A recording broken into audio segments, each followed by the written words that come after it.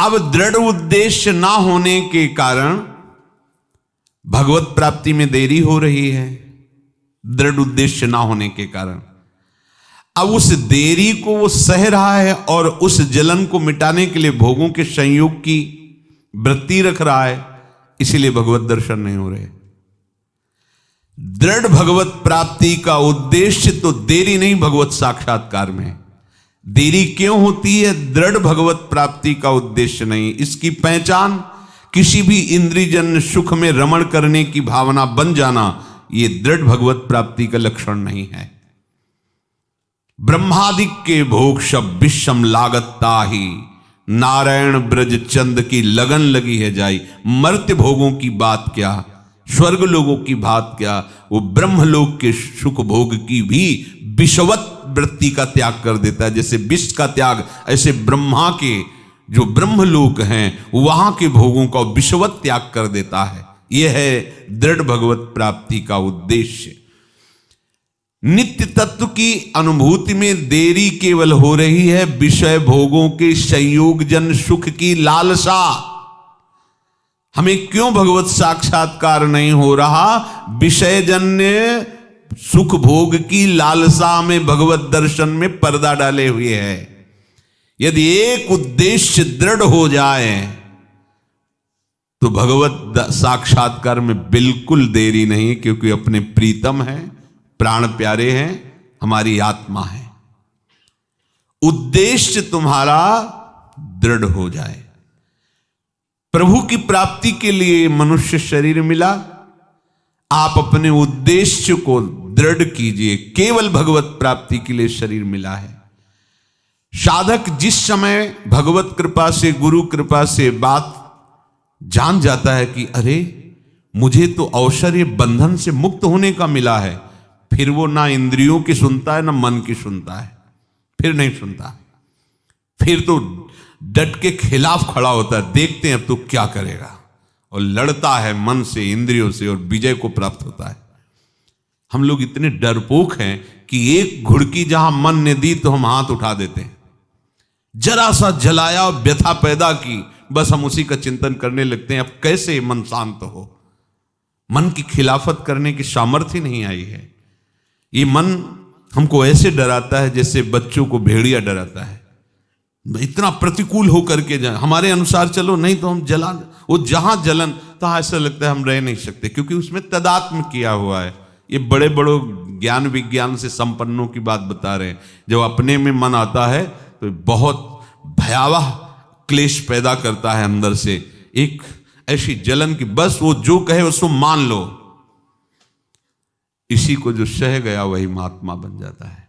वो कौन सह गया? जिसने दृढ़ उद्देश्य में, मृत्यु से बढ़कर और क्या कष्ट हो सकता है? अये मन तू और कष्ट क्या दे सकता है? और मैंने मृत्यु का वर्ण कर लिया है, अब मुझे भगवत प्राप्ति ही करनी है। अब तू कितना दंड देगा? मरने से ज्यादा थोड़ी कष्ट होता है। अब तू दे कष्ट, मुझे भगवत प्राप्ति करनी, तेरी एक भी सलाह नहीं मानूंगा। ये कोई भगवत कृपा पात्र उपासक ही दृढ़ निश्चय कर पाता है। नहीं, अपने लोग ऐसे फिसड्डी स्वभाव के हैं, जरा सा वो हमको घुड़की दी, हम उसके साथ हो गए, जो मन में आया उसको करवा लेता है। बाद में पश्चाताप करने से क्या होता है? फिर वो जब तुम पश्चाताप करोगे तो तुम्हारा साथ दे देगा, क्योंकि उसको तुम्हारा साथ लेके ही सब कार्य करने हैं। अब आज से कभी नहीं, हे भगवान, आज से कभी नहीं। और जहां समय उसका आया, अवसर पाया, फिर वही राग रंग की रचना कर दी। अब कुछ सुनाई नहीं देता कि कल हमने कसम खाई थी, अमुक समय हमने निश्चय किया, वो सब निश्चय माटी में मिल गया। और वो फिर यही एक नहीं कई जन्मों से होता चला आ रहा है। हमारी भगवत प्राप्ति का बाधक भाव ये मन दे रहा है और हम उसको स्वीकार कर रहे हैं। इसलिए विगतेच्छा भय क्रोधो यह सदा मुक्त एव शहा। इच्छा प्रकट करो केवल भगवत प्राप्ति की। ये शरीर के निर्वाह सब व्यवस्था विश्वंभर भगवान कर रहे हैं, सबकी कर रहे हैं। तुम एक बार तो निश्चिंत हो उनके भरोसे पर। उनका भरोसा लेना आया ही नहीं अभी तो बहुत बाहर ही भरोसा हमारा अटका हुआ है। तभी हमारी इच्छाएं हमको असत में फंसा देती हैं। भरोसा केवल लाडली जू का, इच्छा केवल लाडली जू के मिलने की, इच्छा केवल लाडली जू की सेवा की। सब इच्छाएं नष्ट हो जाएंगी एक इच्छा से। आशास्य दास्यम वृषभानुजायास, तो सब आशा की फांसी काट देगी ये आशा। एक इच्छा भगवत प्राप्ति की, ये सब इच्छाओं का दमन कर देगी, सब इच्छाओं को नष्ट कर देगी। यदि हम अपने को देह मानकर, भोक्ता मानकर इच्छाओं की पूर्ति में लग गए तो चाहे और हजारों जन्म हो जाए, कभी इच्छाओं की पूर्ति कभी नहीं होती। कैसा ये नाटक है माया का। रोज 3 बार भोजन पाते हैं फिर भी इच्छा नहीं मिटती। कितना कितना क्या क्या भोगा, कितना कितना भोग रहे हैं, कितना भोग लोगे, कुछ हाथ लगने वाला नहीं। वही तृष्णा, वही कामना, वही वासना। ये क्या नाटक है, समझो तो। कैसे हमारे समय को नष्ट किया जा रहा है, समझो। ये माया की चाल देखो, अविद्या की चाल देखो। कभी हमारे अंदर तृप्ति का अनुभव ही नहीं हो रहा। भोग भोगते भोगते कितना समय नष्ट हो गया, फिर भी हम उसी भोगों का चिंतन, हाथ कुछ नहीं लगा। वही वासना, वही तृष्णा, वही काम। थोड़ा तो समझो, कोई हमें छल रहा है, कोई हमें ठग रहा है। हम परमार्थ के पथिक हैं, कोई ठग हमारे पीछे लगा हुआ है जो हमारी संपत्ति का अपहरण कर रहा है। बटोहिया का सोवे, तोरी गठरी में लागे चोर, बटोहिया का सोवे। ए काहे को तू प्रमाद स्थिति में है? देख, काम क्रोध लोभ मोह मद मत्सर ये तुम्हारे श्वासों को नष्ट कर रहे हैं, समय को नष्ट कर रहे हैं। भगवत भजन जिन वृत्ति से करना चाहे उन वृत्तियों को लूट रहे हैं, विषय चिंतन करा रहे हैं। ये इच्छा ही हमारी दुर्गति का कारण है। जो प्रभु से विमुख इच्छा है उसका त्याग उपासक को करना चाहिए। बिना इच्छाओं का त्याग के आगे नहीं बढ़ सकते। क्यों इच्छा करते हो? तुम्हारी इच्छा से ही सब कुछ होता है क्या? जैसे जीने की इच्छा सबके अंदर है, कोई नहीं मरना चाहता है, कोई बचता है क्या? सबको मरना पड़ता है। अगर विवेक से देखो तो जीने की इच्छा त्याग दो तो मरने का भय खत्म हो जाएगा। जीने की इच्छा ही तुम्हें मृत्यु के भय से भयभीत रखती है। और अगर तुमने मृत्यु का वर्ण कर लिया, एक बार मरना है, एक बार ही तो ना, अब क्या भय करना, अब क्या डरना, जो कुछ होना है होने दो। राधा राधा राधा राधा राधा, कोई भय नहीं। अगर एक निर्भय हो जाए तो हजारों को गिरा सकता है, हजारों को नष्ट कर सकता है। बस वो एक सोच ले कि मैं मरा, आखिरकार मरना ही तो है ना। तो हजारों को इसलिए परास्त करे, वो बचने की उद्देश्य है। जो मरने के उद्देश्य से खड़ा हो जाता है उसका जोड़ कोई नहीं होता, क्योंकि उसने ठान लिया है मरना ही है ना, एक बार मरना है ना, जब तक श्वास रहेगी हम तुम्हें परास्त करेंगे। साधक को ऐसा ही सूरवीर योद्धा होना चाहिए। मृत्यु का भय तभी हमें डरा रहा है जब हमें जीने की इच्छा है। हमें कोई भी कभी भी दुख नहीं दे सकता। हमें सुख की इच्छा है इसलिए सब दुख ही दुख मिल रहा है। हमें अनुकूलता की इच्छा है इसलिए प्रतिकूलता हमें बुरी लग रही है।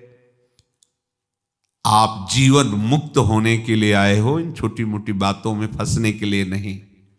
ये वस्तुओं की इच्छा, जीने की इच्छा, सुख की इच्छा, अनुकूलता की इच्छा, यही तुम्हारा बंधन है। समझो, यही बंधन है। इसी को त्याग दो, अभी तुम महात्मा हो जाओगे, अभी तुम परमहंस हो जाओगे। परमहंस का किसी भी द्वंद्व का कोई प्रभाव नहीं, कोई सुख दुख का प्रभाव नहीं, जन्म मृत्यु का प्रभाव।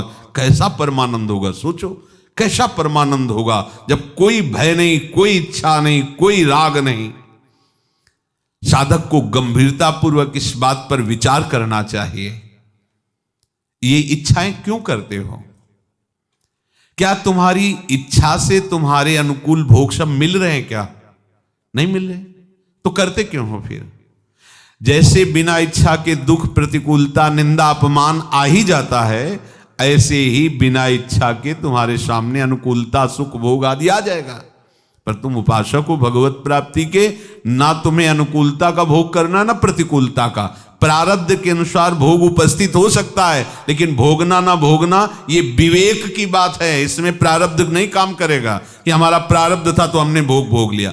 भोग का सानिध्य हो जाना प्रारब्ध हो सकता है, लेकिन भोगना ना भोगना ये विवेक की बात होती है। साधक विवेकवान होता है, प्रारब्ध के अनुसार भोग उपस्थित होते हैं, पर विवेक से राग रहित होकर उनके संयोग सुख से बचता है। क्योंकि संयोग सुख से यदि बचने की सामर्थ्य विवेक में ना होती तो कोई भी भगवत प्राप्ति नहीं कर सकता था। सब पशु की तरह आए हुए प्रारब्ध का भोग करके नवीन जन्म की भावना में विचरते रहते।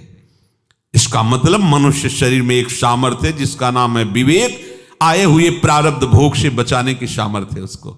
शरीर में दुख है पर वो विवेक से बच रहा है। कोई मैं शरीर थोड़ी हूं, इसका ने पाप किया है, भोगे, राधा राधा राधा राधा। जब हम इच्छा करते हो, हमारी इच्छा में बाधा होता है, तभी क्रोध आता है। अगर वो बाधा देने वाला बहुत बलवान है हमसे तो भय आ जाता है। और ये सब बातें उपासक में नहीं होती, क्योंकि उसकी ना तो सम्मान की इच्छा है, ना जीने की इच्छा है, ना सुख की इच्छा है। तो कोई कितना भी बाधा पहुंचा दे, ना क्रोध आएगा ना भय आएगा। इच्छा से ही भय आता है, इच्छा से ही क्रोध आता है। हमारी इच्छा है कि सब शांत रहें, बोले तो गुस्सा आ गया। हमारी इच्छा है ऐसा वो करे, अगर वो बहुत बलवान है हमसे फिर भय आ जाएगा। अगर कुछ बोले तो डांट देगा, पीट देगा, भय आ जाएगा। इच्छा ही नहीं। भागवतिक इच्छा से सांसारिक इच्छा को मिटा दो, फिर दोनों छोड़ दो। जैसे कांटे से कांटा निकाला जाता है, ऐसे ही इच्छा से इच्छा का त्याग किया जाता है। प्रभु मिलन की इच्छा से सांसारिक संयोगजन्य सुखों की इच्छा का त्याग कर दो, फिर प्रभु मिलन की इच्छा ही विरह या प्रेम बन जाती है। इच्छा नहीं होती, वो प्रेम हो जाता है। तन मन के बिछुरे नहीं, पर चाह बढ़े दिन रैन, कबहु संजोग न मानही, देखें भरी भरी न, वो प्रेम होता है। सदा मुक्त एव सहा। उत्पत्ति विनाशशील पदार्थों से तुम्हारा संबंध है कि नहीं, इसका परिचय आप अपने हृदय में देखिए। यदि किसी भी पदार्थ का चिंतन हो रहा है, सुखद या दुखद, तो राग द्वेष पूर्वक उस पदार्थ से आपका संबंध है। सुखद तो राग, दुखद तो द्वेष। आप देखिए, किसी व्यक्ति का, वस्तु का, पदार्थ का आपके हृदय में यदि स्वाभाविक चिंतन चल रहा है तो आप बंधे हुए हैं, जीवन मुक्त नहीं है।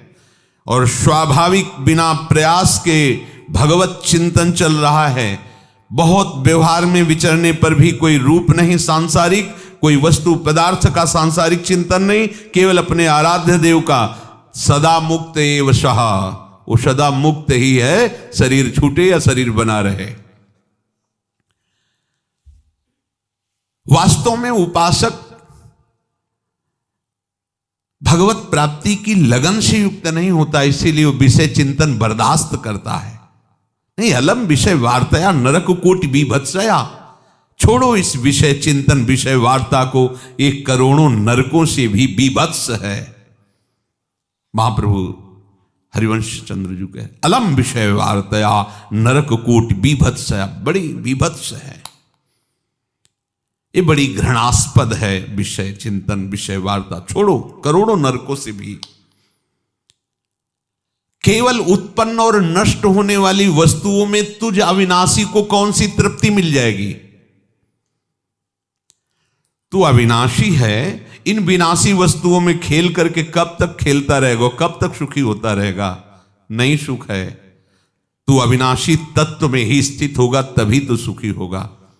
देखो, हम सब की आकांक्षा है मरे ना, हम सब की आकांक्षा है अखंड सुख मिले, कभी दुख ना मिले। ये सब बातें हमारे स्वरूप की तरफ है। हमारा स्वरूप अविनाशी है, हमारा स्वरूप अखंडानंद है, और वो हमारा स्वरूप है। पर हम भूल करके इस खंड परिवर्तनशील विनाशी शरीर को अपना मान करके दुख भोग रहे हैं, नाना प्रकार की चिंताओं से युक्त हो रहे हैं। मैं सब यज्ञों का और तपों का भोक्ता हूं, प्रभु श्री कृष्णचंद्र जी कह रहे हैं। संपूर्ण लोकों का महान ईश्वर हूं, पर मैं संपूर्ण प्राणियों का सुहृद भी हूं। सुहृद अहेतु की कृपालु, बिना किसी हेतु की कृपा करने वाले, परम दयालु, परम प्रेमी। जो मुझे ऐसा जान जाता है वो शांति को प्राप्त हो जाता है। भगवान ऐसा क्यों कहते हैं बार बार? सब साधन बताते हैं, फिर धीरे से एक श्लोक में अपना परिचय दे देते हैं। क्योंकि बिना प्रभु के चरणों का आश्रय लिए इस संसार समुद्र की विशाल तरंगों को तुम तैर करके पार नहीं जा सकते। अपार संसार समुद्र मध्य को आ दयालु शरणम ब्रजामा। इस अपार संसार समुद्र में डूब रहा हूं, कौन दयालु है जो मुझे बचा ले? तो गुरु कृपालो कृपया वदेत श्री विश्वेश्वर पादाम्बुज दीर्घ नौका। गुरुदेव भगवान कृपा करके वर्णन करते हैं कि विश्वेश्वर भगवान के चरणार बिंद रूपी दीर्घ नौका में बैठ जाओ, संसार समुद्र से पार हो जाओगे। प्रभु कह रहे हैं कि मैं सब यज्ञों का, सब तपस्याओं का भोक्ता हूं, संपूर्ण लोकों का महान ईश्वर हूं और संपूर्ण प्राणियों को मैं प्यार करता हूं। सुहृदम सर्वभूतानाम, अहेतु की कृपालु हूं, बिना किसी कारण के कृपा करना मेरा स्वभाव है। कितनी कृपा कर रहे हैं प्रभु, अपना परिचय दे रहे हैं, मैं बड़ा दयालु हूं, कितने कृपालु है, बहुत प्रेमी हूं। ऐसा जो जान जाता है ना, वो परम पद में युक्त हो जाता है। अर्थात उसको फिर मेरे सिवा कुछ अच्छा ही नहीं लगता है। उमा राम स्वभाव जय जाना, ताई भजन तज भावना ना। भगवान इसलिए कह रहे हैं कि मैं सब यज्ञों तपस्याओं का भोगता हूं, कि जितनी साधनाएं हैं, जितने शुभ कर्म हैं, शरीर इंद्री मन बुद्धि पदार्थ आदि, ये सब मेरे प्रकट किए हुए हैं। इनमें सब में मेरी सामर्थ्य है। यदि तुम्हें इनसे निकलना नहीं आता तो तुम मेरी शरण हो जाओ, क्योंकि मैं ही सबका ईश्वर हूं। भगवान खुला कह रहे हैं, अगर वो कृपा करके ऐसा ना वर्णन करते तो समझ में ना, ये कृपा होती है। जैसे कोई महापुरुष अपना परिचय देने लगे, अपनी अनुभूतियां बताने लगे, तो उसको ये नहीं दिखा देते देखो कितने अहंकार में बोल रहे हैं। वो कृपा कर, तभी कहा है आरत अधिकारी जब पावें गूढ़ तत्व न साधु। साधन का वर्णन करते करते साध्य स्वरूप भगवान स्वयं बताने लगे। यहां अर्जुन जी कुछ पूछ नहीं रहे, अपने आप भगवान अभी साधन का वर्णन किया, मुनि मोक्ष परायणा ऐसा ऐसा। अब यहां स्वयं वर्णन करने लगे कि भोक्तारम यज्ञ तपसाम सर्वलोक महेश्वरम।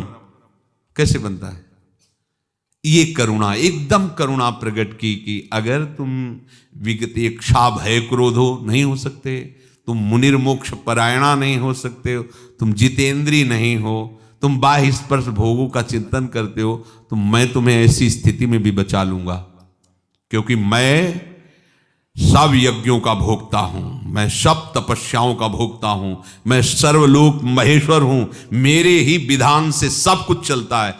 तुम ऐसा जान लो कि मैं तुम्हें बहुत प्यार करता हूं, तुम केवल मेरी शरण में हो जाओ, सब बात बन। कितनी उनकी कृपा है। देखो अगर ये बात मान जाओगे ना, तो इधर कुछ नहीं करना पड़ेगा, सब अपने आप होता रहेगा। कैसे सब होता रहेगा? बड़ी बड़ी भंवरें, बड़ी बड़ी लहरें, बड़े बड़े तूफान हमारे संभालने का विषय नहीं होता। जब हम नाव में बैठे होते हैं, वो नाविक का होता है, समझ रहे हैं? और जब तैराक तैरता है तो उसको स्वयं ये सब विपत्तियों से निपटना होता है। दो बातें बताई, एक बताई तैर लो ऐसे, और इसमें जो परिचय दे रहे हैं वो कह रहे बैठ जाओ, मेरी शरण में आ जाओ, मेरे को सर्वस्व अपना समर्पित कर दो, जो कुछ माने हो। है तो उन्हीं का। वो कह रहे ना, ये शरीर तुमने बनाया क्या? भाई हम तो चाहते थे कि देवलोक गंधर्वलोक सब लोग हमारे रूप में मोहित हो जाएं, ऐसा सुंदर रूप हो।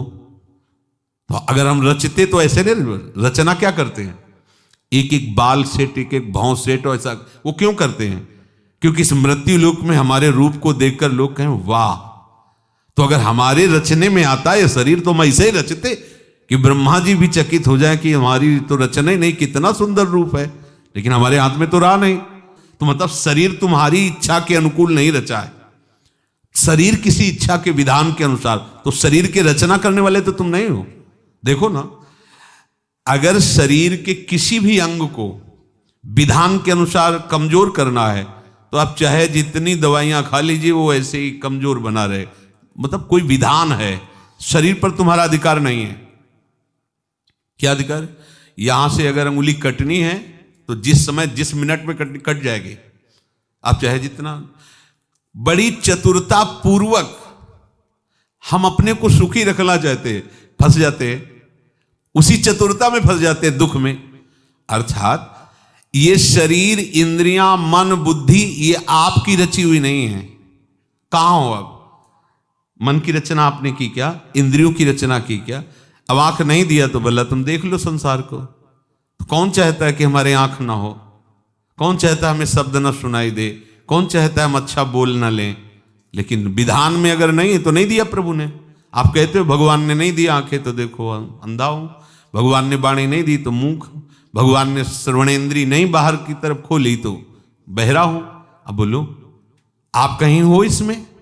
भगवान ही को तो कहते हो, और स्वस्थ हो, बढ़िया बोल लेते हो, देख लेते हो, चल लेते हो, तो क्यों नहीं बोलते हो कि भगवान ने बहुत सुंदर शरीर ये इसलिए दिया है कि हम भगवत प्राप्ति कर ले, खूब सब में भगवत भावना से देखें, भगवत चरित्र सुने, भगवत लीला गायन करें, तब फिर हम तो सब भगवान इसलिए कह रहे हैं कि मैं सर्वलोक महेश्वर हूं कि समझ, ये जितना जो कुछ है सब खेल मेरा है। तो बोले भाई हमें क्यों फंसाया? तुम खुद फंसे हो अपना कह के। वही वो कह रहे हैं, तू जो अपना अपना माने सब मेरे को समर्पित कर दे, क्योंकि मेरा खेल है, बेईमानी खत्म कर, तो तुझे इनाम मिल जाएगा। क्या? जीवन मुक्त हो जाओगे, इस माया से मुक्त हो जाओगे। वो मालिक तुम पर कृपा कर देगा, वो सब लोगों का महेश्वर। ये बेईमानी छोड़ो, मेरा मेरा मेरा, तन मेरा, मन मेरा, और सब कुछ हमारे हाथ में नहीं। आप बोलो क्या हाथ में है? तुम्हारे हाथ में है क्या? तुम एक यंत्र हो, यंत्र। जिस समय जैसा माया चाहती वैसे ही तुम कर रहे हो। तो माया की शक्ति से हट करके भक्ति में आओ, तो भक्ति जब आपको नचाएगी तो हरि प्रसन्न हो जाएंगे। और माया तो नचाती है बहुत जन्मों से, और नचाती ही रहेगी यदि इस पक्ष में ना आए। भगवान की दोनों प्रिया हैं, हरि प्रिया माया भी है और हरि प्रिया भक्ति भी है। ऐसा नहीं मायापति उनको कहा गया है, तो ऐसा कोई नहीं कह सकता कि अरे माया क्या है, ऐसा नहीं, उन्हीं की सामर्थ्य से है। तो तुम्हारा शरीर, तुम्हारी इंद्रियां, तुम्हारा मन, तुम्हारा बुद्धि और जितने पदार्थ तुम्हारे पास हैं वो तुम्हारे को प्रभु ने दिया है। ईमानदारी से बोलो, तुमने भूमि बनाई कि तुमने जल बनाया? क्या तुम मतलब तुम्हारी उपज क्या है? तुम खुद उन्हीं की उपज हो। है क्या तुम्हारे पास? कोरा अहंकार, कुछ नहीं है। थोड़ा सिस्टम लूज कर दिया तो फुटपाथ में घूम रहे हैं, उन्हीं का तो सारा खेल है।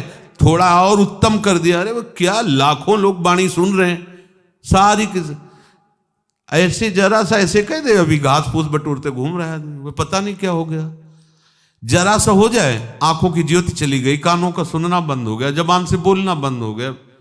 अरे भाई काहे को अहंकार करते हो? तुम में कुछ नहीं है, तुम्हारा कुछ नहीं है।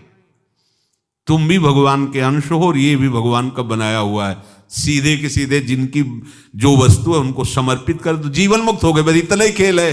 एक है ये करो और एक है ये आत्मसमर्पण। कैसे होता है आत्मसमर्पण? श्रवणम कीर्तनम स्मरणम विष्णुपाद सेवनम अर्चनम बंधनम दास्यम सख्य आत्मसमर्पण। आत्मसमर्पण हो गया तो बस हो गया, सब कुछ बात बन गई। और प्रभु कह रहे हैं कि मैं सुहृदम सर्वभूतानां, बहुत प्यार करता हूं सबको, सच्ची। अच्छा तुमसे क्या चाहिए? प्रभु को तुमसे, बोले यार बड़ी मीठी मीठी बातें बोल के हमें फंसा रहे हैं, तो तुम्हें चाहिए क्या? बोले शायद हमारे पास धन संपत्ति। अरे महालक्ष्मी चरण सहलाती रहती है रे। कुबेर जैसे उनके छोटे से सेवक हैं, कुबेर जैसे। एक पर्वत 4 लाख योजन, 1 योजन 4 कोष, 1 कोष 3 किलोमीटर, कितना सोना है उसमें, 4 लाख योजन एक पहाड़। कितनी उनकी सृष्टि। क्या तुम्हारे पास है? बोले 2 किलो सोना। कहां आया उस पहाड़ के खोने है? क्या है तुम्हारे पास? है क्या तुम्हारे पास? शेष जी, महेश जी, गणेश जी, सरस्वती जी, जिनकी महिमा गा करके हाथ जोड़ करके कहती पार नहीं पा रहे, वहां 2-4 श्लोक आ गए, बोले भारी प्रवक्ता क्या हो क्या? जब आप सही माने में सोचोगे तो आप बिल्कुल शून्य होगे, कुछ नहीं है। अंक है तो हरि है, नहीं तो शून्य है। शून्य का क्या पावर? और जब अंक रख जाए तो शून्य का 10 गुना पावर हो जाता है। हरि को स्वीकार कर लो,